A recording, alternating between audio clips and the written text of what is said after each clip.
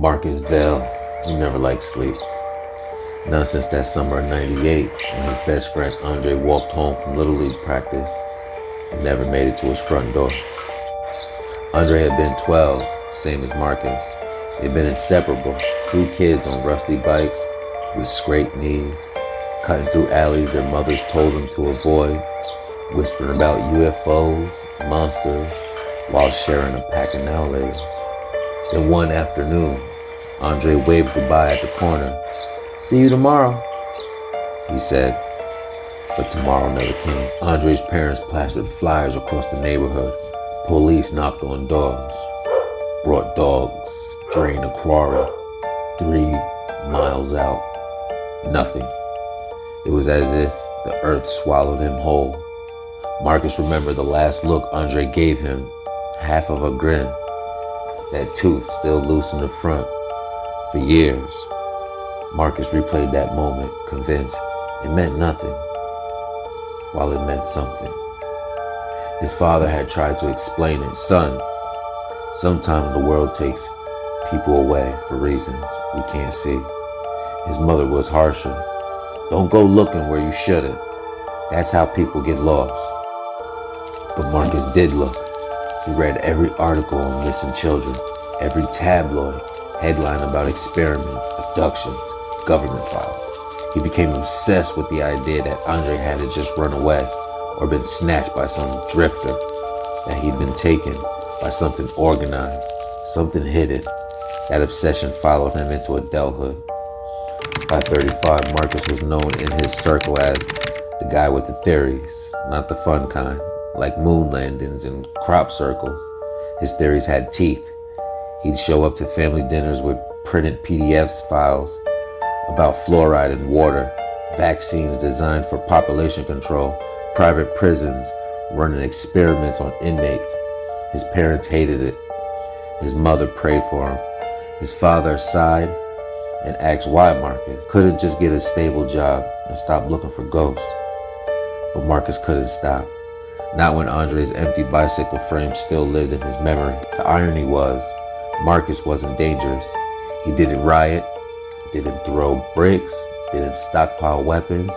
He just read, wrote, and posted.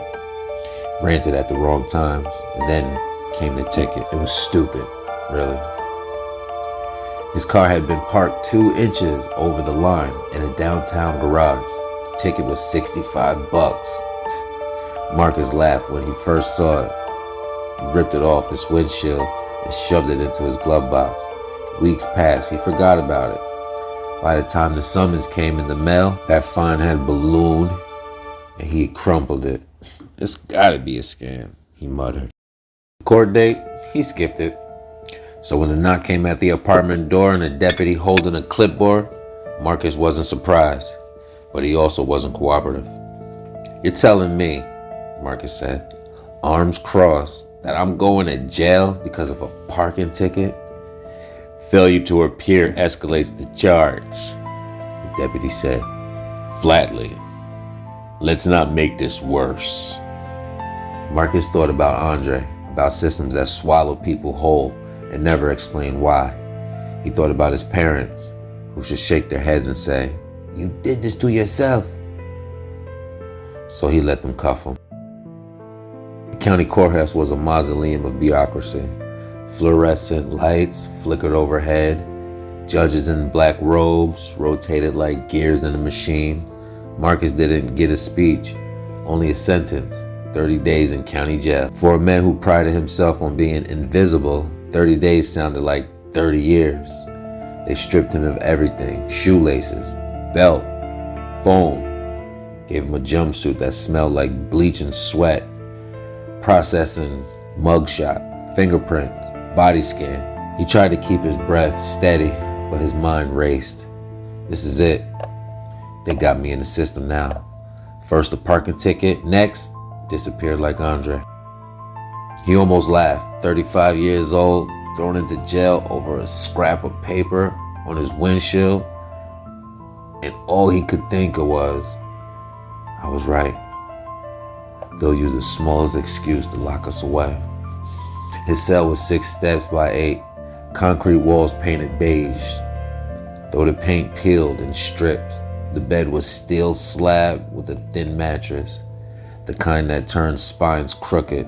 His cellmate was already there, an older man, weary, his arms sleeved and faded tattoos. He was lying on the bottom bunk, hands folded over his chest, staring at the ceiling like he had answers.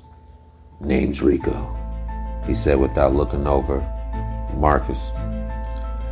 Rico finally turned his head, eyes sharp and bloodshot. "First time." Marcus nodded. 30 days. It'll go by quick.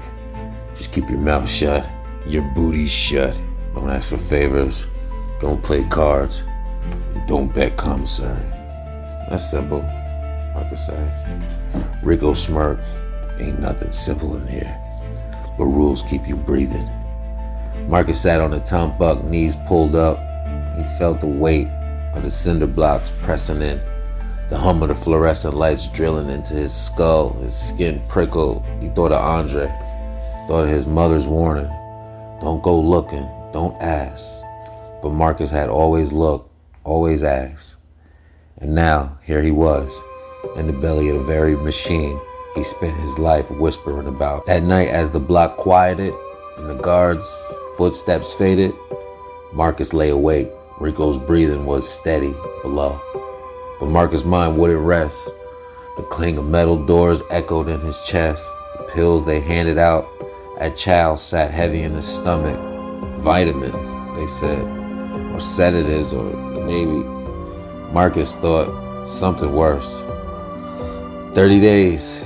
He could survive 30 days. Unless, of course, Andre hadn't been swallowed by the outside world at all. Maybe Andre had been swallowed by this. The thought made Marcus shiver under his thin blanket. Because if he was right, if prison was more than a punishment, if it was part of something hidden, then Marcus hadn't just stumbled into 30 days. He walked straight into the same shadow that had taken his friend 23 years ago. And shadows, Marcus knew, didn't let go.